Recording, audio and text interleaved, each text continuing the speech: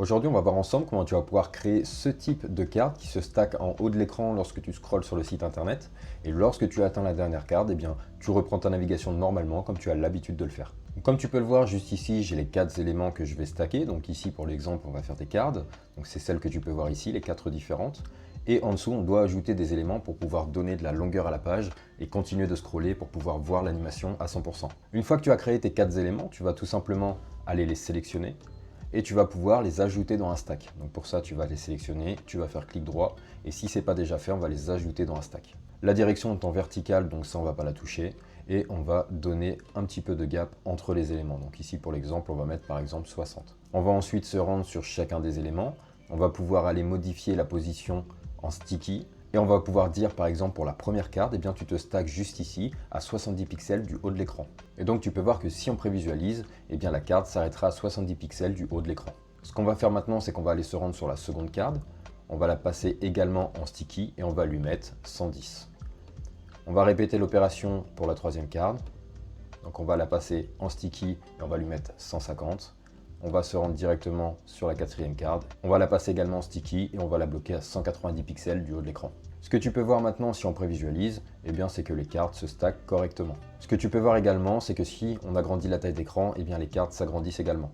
Nous, ici, pour l'exemple, on va vouloir les brider en largeur. Donc, on va aller se rendre dans le stack, qu'on va renommer d'ailleurs. Et on va aller lui ajouter juste ici un maximum de largeur de 1200 pixels. Donc si je me rends sur mon projet et que j'agrandis l'écran, on peut voir que les cartes maintenant ne dépasseront plus 1200 pixels de large. Ce qui peut également se passer, c'est que lorsque tu testes, tu n'as pas l'effet de défilement qui apparaît.